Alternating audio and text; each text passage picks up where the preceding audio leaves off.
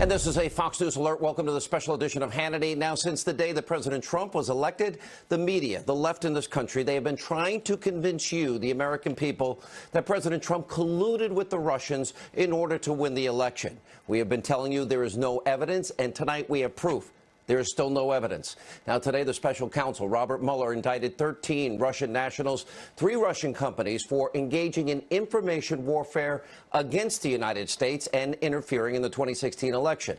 Now, this indictment shows this was widespread in terms of a Russian effort. It dates back to 2014 during the Obama administration. It was meant to sow discord in the U.S. political system. Now, tonight, President Obama and his team, they have a lot of explaining to do about why they did not act or tell the American people about the Russian intrusion into our political process. And also breaking tonight, the Department of Justice is saying that the Russian interference did not affect the outcome of the election, and no Americans were, quote, wittingly involved. There's also nothing in this indictment about Trump-Russia collusion, which continues to prove that the media, the Democrats, the left, they have been flat out lying to you. And also breaking right now, the Daily Caller reporting that the demoted Department of Justice official, Bruce Orr, he did not disclose to ethics officials that his wife was being paid by Fusion GPS. That's the company that put together the Clinton bought and paid for phony dossier filled with Russian and Russian government lies. And also the Washington Examiner's Byron York tonight is asking why James Comey's memos about his conversations with President Trump, why are they being kept secret? Here's a hint. Congressman Trey Gowdy has read them. He said if they were released, the memos would help President Trump's legal team crush any obstruction of justice narrative. Also, Sarah Carter has a huge development tonight about Robert Mueller's top prosecutor, Andrew Weissman.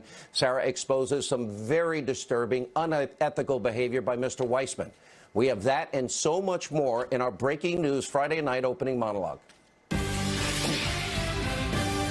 All right, let's start with what the media will not tell you tonight. Some of the biggest news in today's indictment is what is not included. It does not say that Donald Trump colluded with the Russians. It does not say that anybody on the Trump campaign colluded with the Russians. It does not say that President Trump obstructed justice. It does not say that Donald Trump Jr. attempted to collude with the Russians. Now, the same goes for Lieutenant General Michael Flynn and the Attorney General Jeff Sessions. The biggest examples of Russian collusion for 2016 that we know about, that we have real concrete evidence of, is one, Hillary Clinton, her bought and paid for dossier, the one that used Russian government sources to peddle Russian propaganda, lies to influence the American people in this past election in 2016. And the other example of Russia collusion, number 2, is that we know to be true, deals with Uranium One and Vladimir Putin and people he had on the ground in America were involved in bribery and money laundering and kickback and racketeering schemes. It all took place in this country. We know all about that. We'll have more later on this tonight. But first, here are the key points from this indictment. 13 Russian nationals, 3 Russian companies launched a campaign of information warfare. It started back in 2014 and eventually culminated in interfering with the 2016 election. The goal was simple, to sow political discord in the United States of America. Yeah, no kidding. Now, we have been telling you all about Uranium One, all about the dossier filled with Russian lies. Now, this is critical. After the election, these same Russian trolls that attempted to undermine then President-elect Donald Trump, well, they went out there. President Trump finally is reacting to this today because they were undermining the president after the election. Russia started their anti-U.S. campaign in 2014, long before he announced that he would run for president. He said aye. And then the results of the election were not impacted. The Trump campaign did nothing wrong, no collusion. Now, the White House, they also put out a statement tonight, quoting the president. They said, quote, "It is more important than ever before to come together as Americans. We cannot allow those seeking to sow confusion, discord, rancor to be successful. It's time we stop the outlandish partisan attacks, the wild false allegations, the far-fetched theories, which only serve to further the agendas of bad actors like Russia and do nothing to protect the principles of our institutions.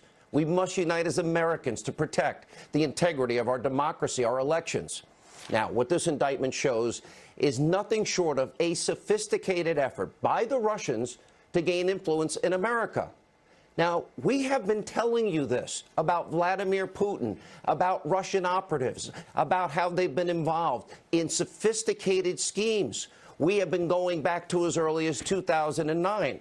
Remember, he had people, operatives on the ground with the purpose of breaking into America's uranium market. And we also told you how those Russian operatives were involved, and we knew it because we had an insider on the ground, an FBI informant, that they were involved in bribery, in kickbacks, in money laundering, racketeering, all in a scheme, yes, tied to Hillary Clinton.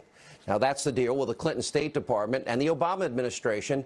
They ignored this FBI investigation, what this informant was telling them was going on the inside, and inexplicably, they approved in 2010 giving Vladimir Putin control of over 20% of America's uranium market. We had the informant warning us on the inside the entire time. Nobody listened. And the clueless media, they ignored this Russian interference. Now, this only matters, apparently, if the Russians are involved, if you can use it to bludgeon President Trump politically. Now, sadly, Putin and Russia, they were successful in 2010. They got that uranium. Now, even though we already have a shortage of uranium in America, we have to import uranium. Now, let's get back to this indictment.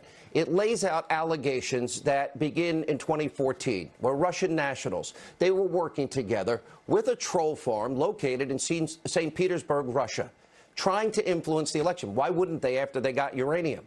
Now, they did this by, quote, posing as U.S. persons and creating false U.S. personas, operated social media pages and groups designed to attract U.S. audiences. Now, these Russian trolls also stage political rallies while pretending to be American political activists and paid Americans in the U.S. to attack certain candidates. This operation had a monthly budget of over $1 million. It included Russians that were operating inside this country, just like they were in 2009. In this case, again, the Russians got caught red-handed. And as we have been explaining, well, there were no Americans, including anybody from the Trump campaign, that were knowingly involved, and these efforts did not impact the election results. Now, here's what the Deputy Attorney General, Rod Rosenstein, said earlier today. Now, there is no allegation in this indictment that any American was a knowing participant in this illegal activity. There is no allegation in the indictment that the charged conduct altered the outcome of the 2016 election. And all you people in the media that paid no attention to Putin and his operatives in 2009 and 10 and Uranium One, pay close attention to what Rosenstein says here. Take a listen. Well, the Russians also recruited and paid real Americans to engage in political activities, promote political campaigns, and stage political rallies. The defendants and their co-conspirators pretended to be grassroots activists. According to the indictment, the Americans did not know that they were communicating with Russians.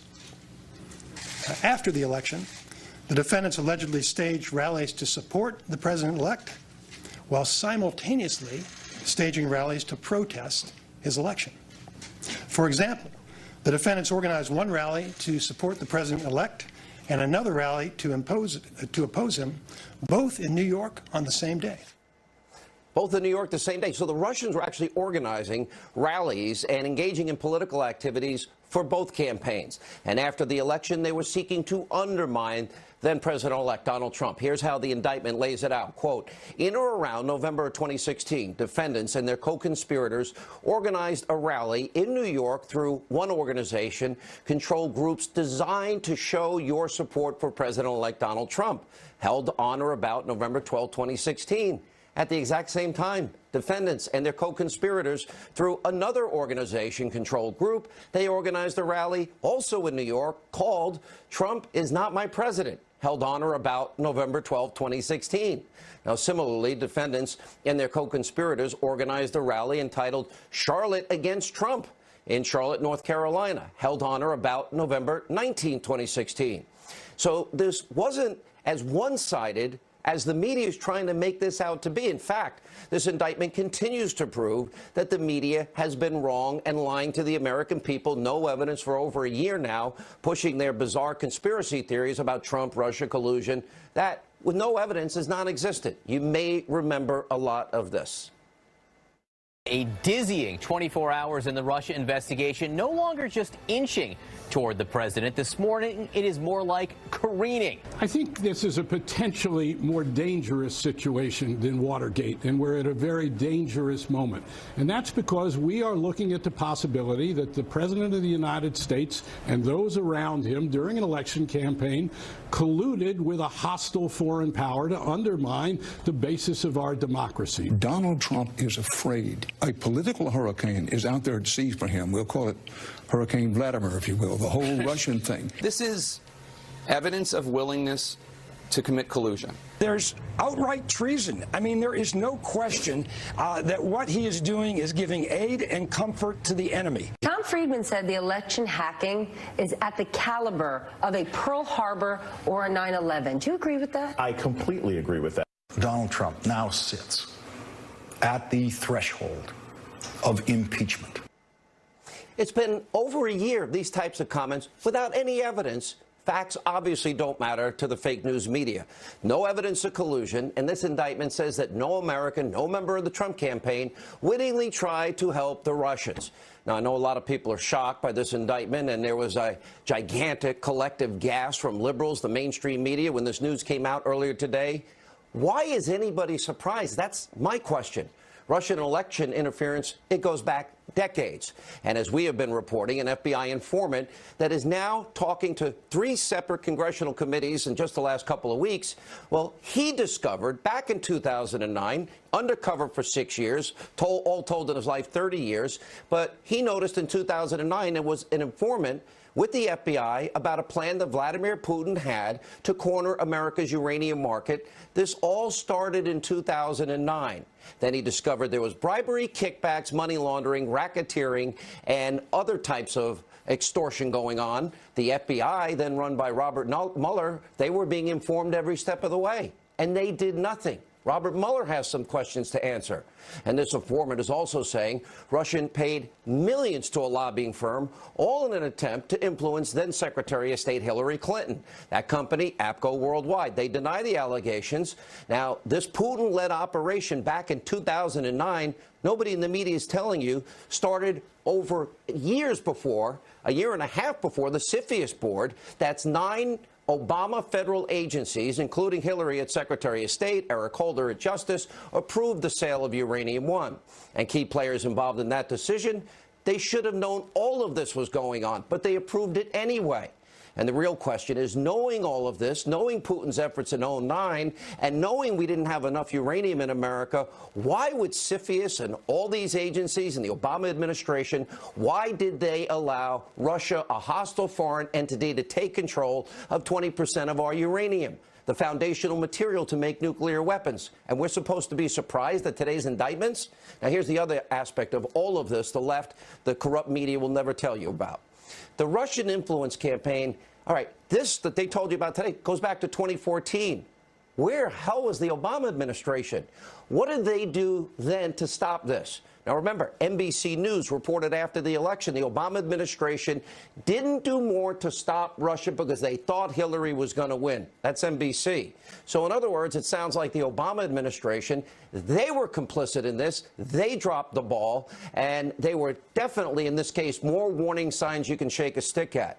In April 2016, the House Intelligence Committee Chairman Devin Nunes, he warned America's inability to predict Vladimir Putin's plans would be, quote, the biggest intelligence failure that we have had since 9/11.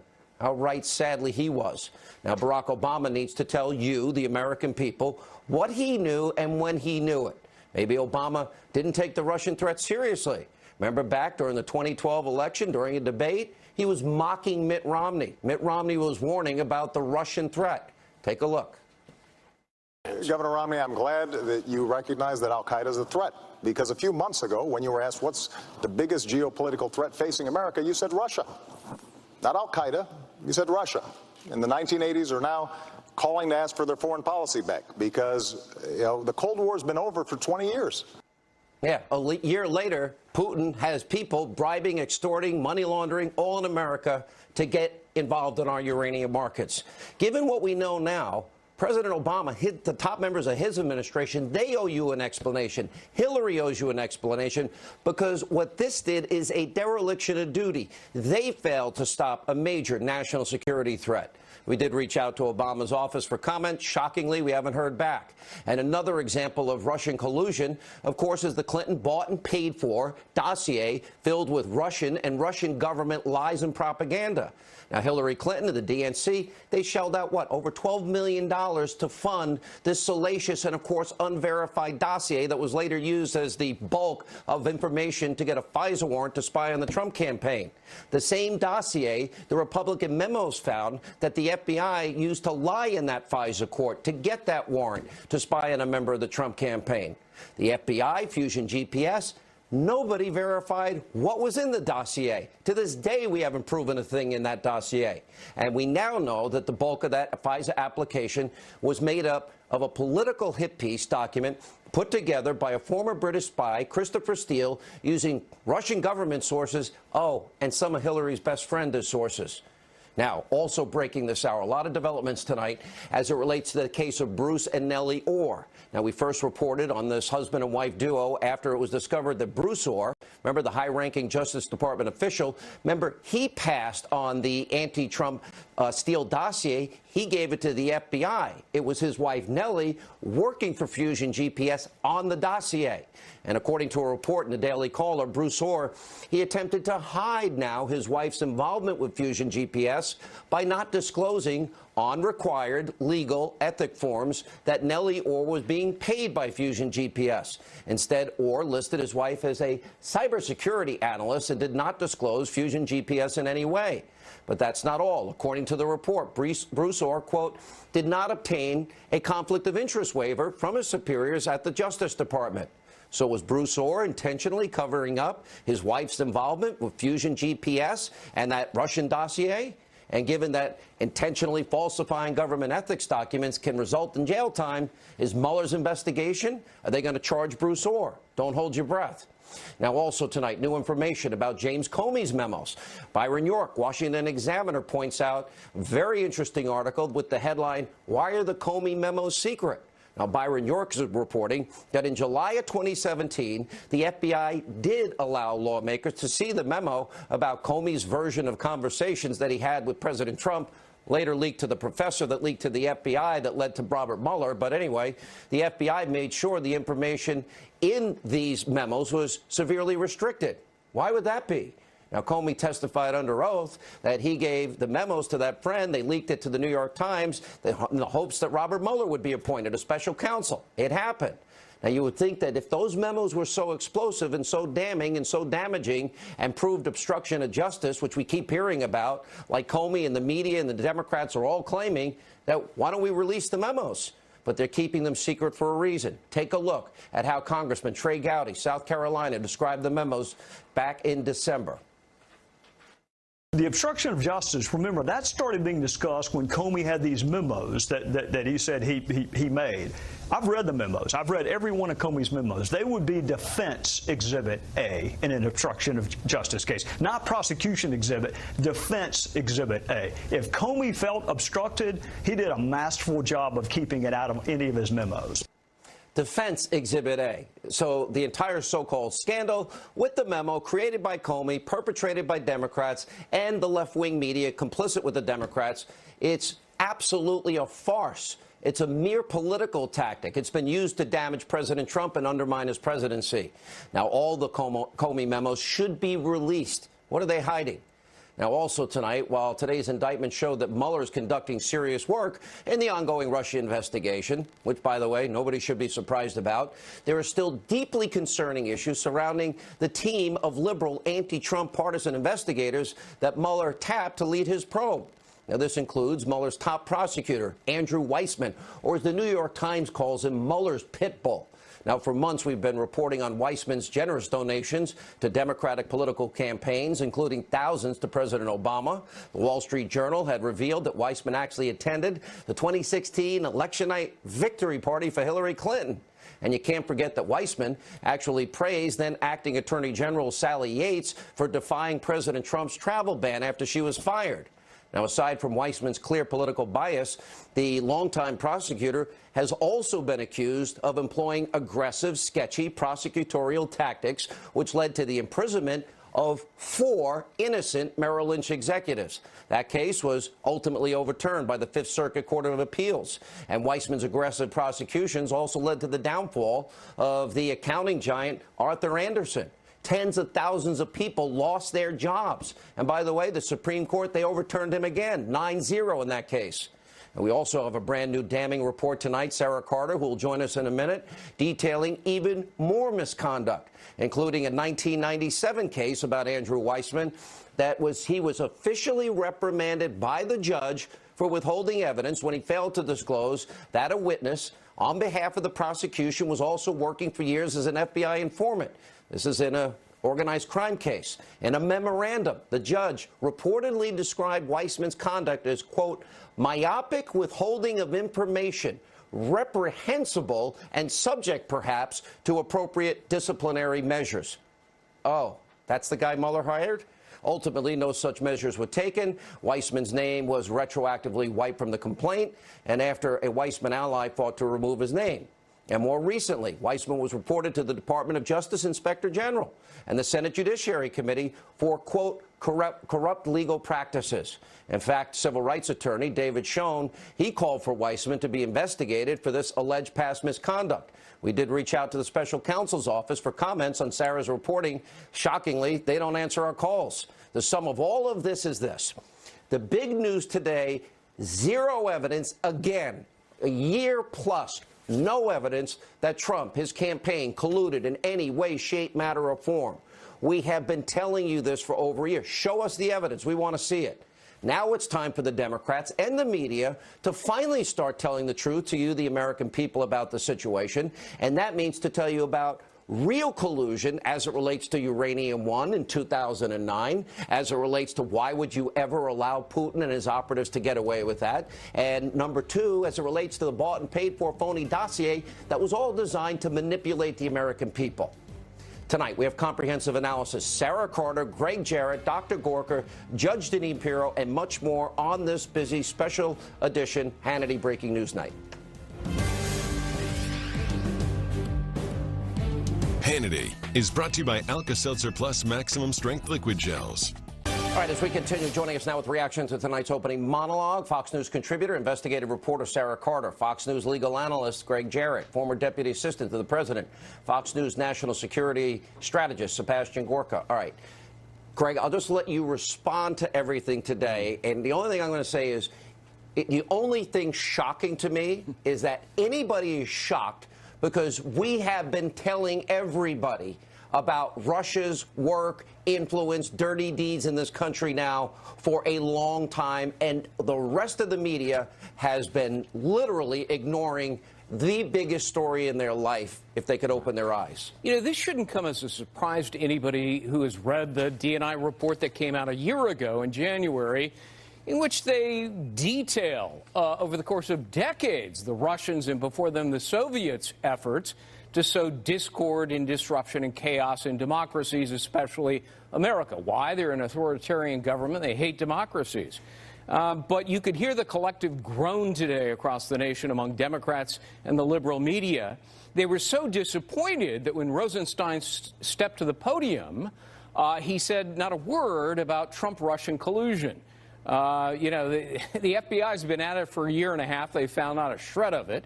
Mueller's been at it since last May and apparently hasn't found any evidence of it.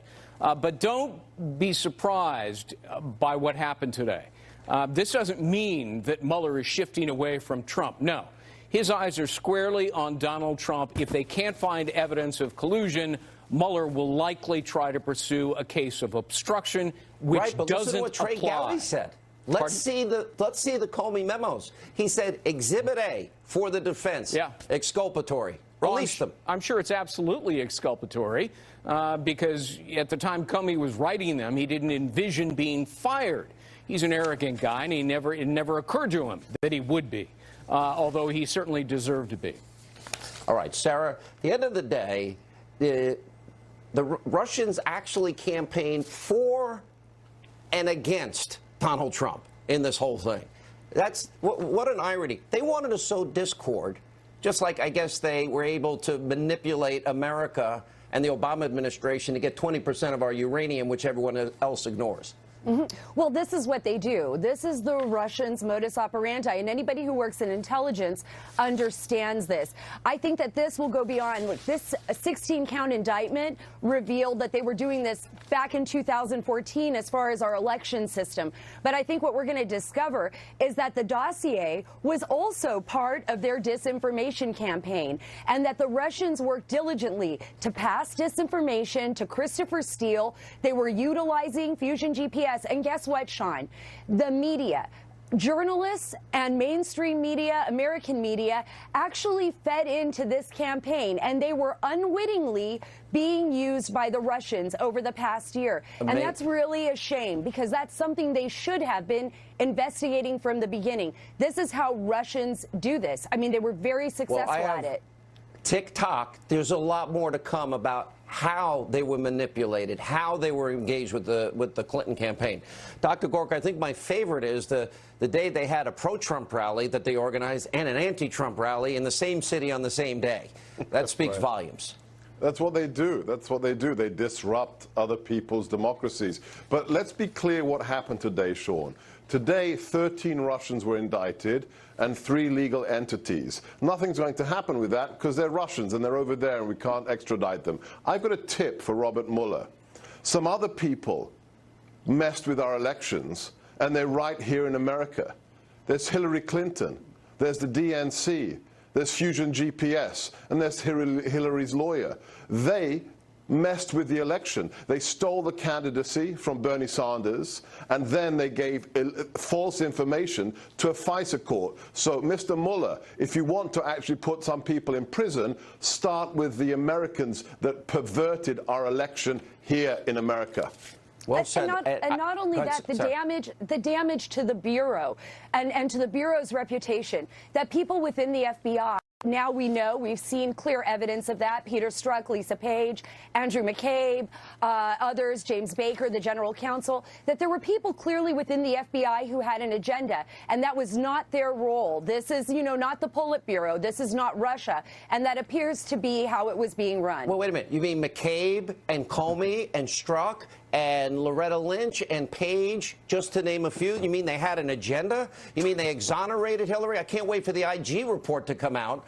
And if the IG does his job, then that means the fix was in, the process was screwed, and it was all set up and rigged from day one, Greg. We don't have to extradite them. I've talked to 4 former FBI officials who are in close contact with current FBI agents, and the rank and file, are angry. They're not angry at the media for exposing this. They're angry at James Comey, Andrew McCabe, Rybicki, Strzok, Page, the whole gang, high officials in management at the FBI, and some in the Department of Justice who have shredded the good name and hard work of the people who do the real job and carry a badge and gun and try to protect our lives. We're getting to the truth in part without revealing sources and methods, to use a phrase of late, because of some honest FBI guys, some honest people in the intelligence community.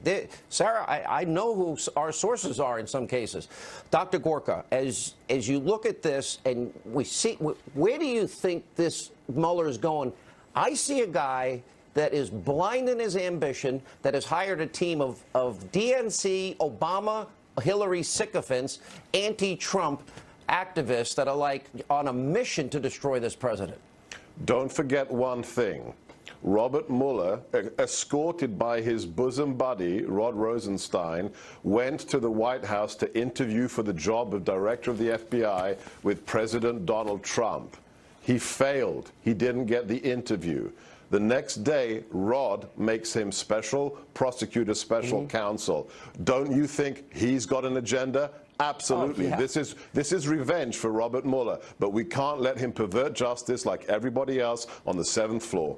All right. What about Andrew Weissman? Not only did he get beaten by the Supreme Court, overturned 9-0, and the Fifth Circuit Court of Appeals. This piece you wrote today, Sarah, this guy twice has withheld evidence in cases, and this is what the New York Times describes as Mueller's pit bull? Well, And I guess, why is he even there? Well, because he and Mueller have been longtime acquaintances, very close friends. They worked together. He was in the general counsel at the FBI under Robert Mueller. He has a lot of faith in him, I guess, that he can take a case and run with it no matter what.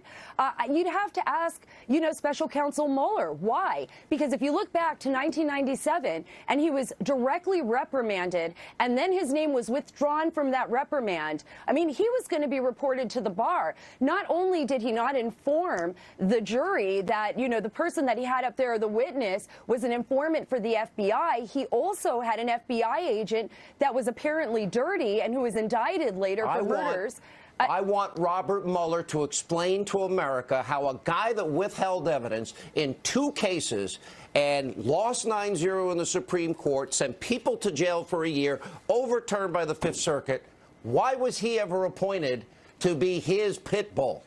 I want that answer tonight. Well, it's a great question, and Robert Mueller will never answer it because the answer wouldn't be good. He wanted a pit bull, a guy who would weaponize the law. Oh, he got it. And who would bend and twist the rules. You could fill volumes with the complaints that have been filed against Andrew Weissman and the cases that have been overturned and his repeated attempts successfully to conceal evidence and intimidate witnesses. I could keep you guys on all night. Great job, everybody. We'll absorb all of this. We'll reconvene on Monday. You guys have a great weekend. We still have a lot coming up. The FBI admitted today that the Bureau received a tip about the Florida school shooter last month. This is tip 2 they didn't act upon. Judge Jeanine Pirro will weigh in on that and, of course, our lead story tonight.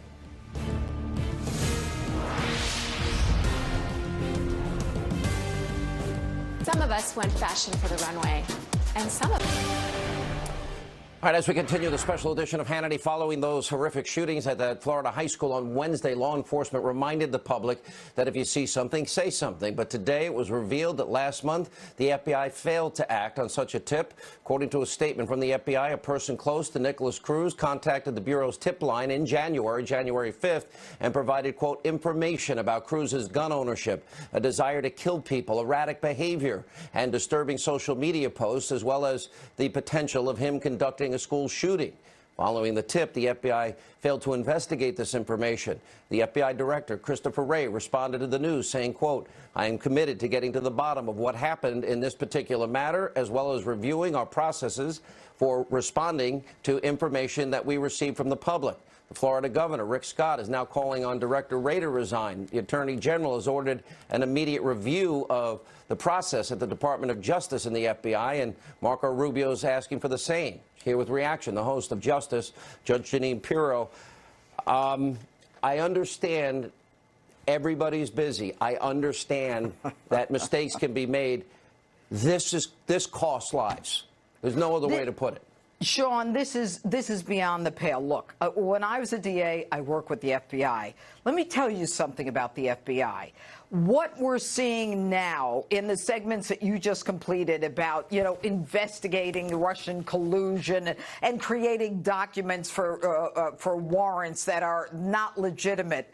This is the kind of thing that we're used to hearing about, where the FBI is focused on headlines and focused on things that really don't affect ordinary Americans. Now, the rank and file, they do their job, and they're fantastic. But it never got to the Miami field office, Judge. Never. Exactly. When someone says, I've got information on a kid who's got a bunch of guns, who's about to shoot up,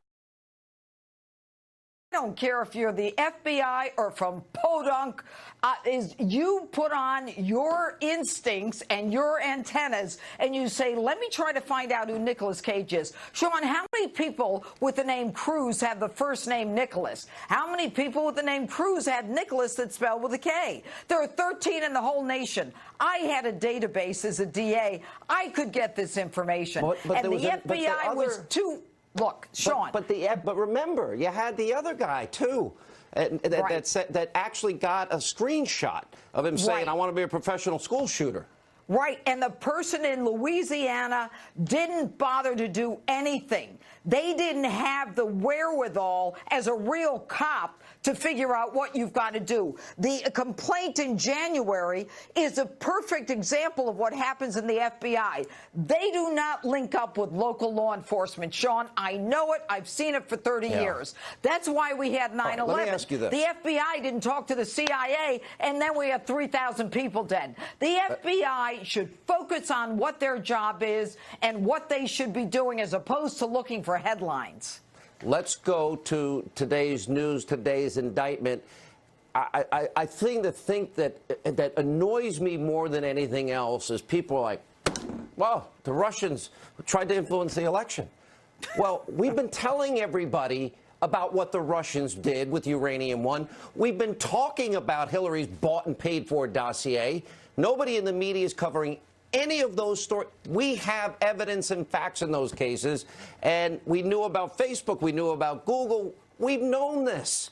Well, it started in 2014. It started in 2014, this Russian so-called interference. 1917, maybe. Yeah. And I'm sure it started even before then. But here's the real crime. The real crime is Hillary Clinton making $145 million, her husband pocketing $500,000 in cash for the sale of 20% of our uranium. And the real crime is, you look at Rod Rosenstein. Hey, he's in front of the cameras today. Why? Sean, this press conference was put together on 45 minutes notice. Why? Because they wanted to cover up or overshadow what we found out from the FBI. And where was Rod Rosenstein with the indictment having to do with Russia trying to do everything they can to get our uranium? I look at Mueller's team, Obama donors, Clinton donors, DNC donors, nobody likes Trump. And then you look at a guy like Andrew Weissman, 9-0 Supreme Court, people go to jail for a year, tens of thousands lose their job, he's the pit bull. And I want to know why Robert Mueller appointed that man and the rest of these DNC donors and Trump haters. Because Robert Mueller is not looking for an objective team. Robert Mueller is looking for people with an agenda against Donald Trump. Robert Mueller is the person who should be being investigated, given the fact that he was the head of the FBI when this attempt to find our uranium started in 2009. We had an informant. That's the point. Right. Great point. He knew all about it, and yet he's investigating Donald Trump. He should be the one who's being investigated. He was the one who knew what was going on, why and how they were trying to get our uranium, and yet now he's looking to create a problem with Donald Trump. You know what I think, Sean? We should stop talking about Russian collusion because it's a bunch of hogwash. No, but they're not talking about it anymore. And when they put their evidence where their mouth is, maybe then we'll talk about it. All right, Judge. Always good commentary. And by the way, don't miss the Judge tomorrow night. Tune in for Justice with Judge Jeanine Pirro. All right, when we come back, the liberal media, they have done a great disservice to you, the American people. They're not digging for the truth. They don't want the truth. They've got an agenda. You know who knows? Sean Spicer. He'll explain next.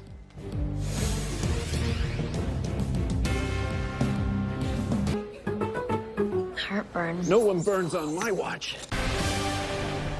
Hi, welcome back to the special edition of Hannity. All throughout the Russia collusion investigation, the media has done a great disservice to you, the American people, using their platform, their powerful platforms, just to attack the president. They didn't dig for the truth. Here with reaction, former White House Press Secretary Sean Spicer. Yeah, look, I don't know how you did that job. I don't know how Sarah Sanders does the job. I would not be able to do that job. It would be entertaining for about a day, and it wouldn't end well. But in a serious note, when you have Russian collusion and Hillary paying for a Russian dossier to lie to the American people, it's totally unverified. Then it's used for a FISA warrant, the bulk of that information unverified. And you have the whole 2009 issue of Putin operatives in the United States committing crimes trying to get into the uranium market. We ignore it even though we have an informant and let that happen. How is it possible that the press only cares about Trump Russia and nothing else Russia? Yeah, well, that's because that's what they've been doing forever. If it's against a Republican or a conservative, they go full bore on it. They'll find any narrative or thread and tag on it. If it's staring them right in the face, it's in a Democrat or it's a Clinton, they'll walk away from it. Peter Schweitzer, a guest that you have on quite often, wrote an entire book on it. I mean, it's all laid out there. All the money, all of the actions, all of the people involved. And it's sort of like, you know, it made for a great interview once, and then everyone moved on from it. But if we're going to talk about Russia and collusion and interaction and money and all that, I think that there's a roadmap for what the Clintons had did. That it's interesting. Just because she lost the election doesn't mean that the crimes or potential crimes should be ignored. Yeah. Well, I mean, that's the whole point here. Is it really, did they really care about the truth? Or is it that they only care about the narrative that hurts the president? And, you know, I watch this dog and pony show every day, and you did it, and then Sarah's doing it every day. I don't even know what the purpose of it is at some points. Because Sarah can give a statement and say, that's all we have to say on something, and they can keep going. No, it's because, look, and I've said this over and over again, both during my time there and then since then, that the briefing used to serve a purpose, which was that the members public of actions or policy or personnel decisions that occurred, and in lieu of when the president could speak, the press secretary would get there and answer their questions. If you look at the questions that get asked, they ask the same question over and over again, and it's because despite the fact that they got the answer, they want to get their little clip on television or to be able to show it to their audience. It's not about getting information anymore. It's not about informing a public. It's about making YouTube stars out of all of these folks that come in and day out. And I think one of the things that's also important, Sean, and this is what you're getting at, is that it's not just what they cover, it's what they don't cover. And I also would just say one quick thing, because we talk a lot about the president, but I think that Joy Behart's attack on the vice president's Christianity and faith is just despicable during this holy season of Lent. But I think what's even more despicable is the fact that no one in the media found it deplorable that she went and did that. In fact, it was a vice president who had to respond himself and defend himself, instead of having any other member or Joy Behart and say that was a little over the line. It was a lot over the line, and that's the point. And you know, I just know that if a conservative says one thing, one word, one sentence, one phrase, you know, the reaction is like, oh, you know, the outrage. There's no revising and extending remarks or even apologizing if you were wrong and misstate something. Well, yeah, I mean, look, I spent 6 years at the RNC, and with little Tommy at, like, West Jefferson Middle School, who was running for treasurer, said something offensive, the RNC would get called about what our comment was. When the left or the media stepped well over the line, the answer is, well, that's not what they meant. Do you see that the media is complicit? Do you, after all that time you spent as press secretary, and you don't have to answer if you don't want, are they complicit? Are they? Do you see them totally in the tank for one side, as I do? I think most. I don't like to loop everybody in on the same broad brush, because there are some good folks there that really try to pursue good journalism and the truth. No, but I think there are some that I will enumerate in my book that's coming out, and I think that's what they should be praised. But there are folks you just mentioned who's more interested in getting clips and clicks and becoming a star. But when was the last time that Jim Acosta broke any news? His entire career is made out of the exchanges and the yelling that he has and the level of obnoxious that he reaches to, as opposed to the news that he breaks and the information that he shares. All right, Sean Spicer, thank you. We appreciate it. More Hannity coming up right after this break.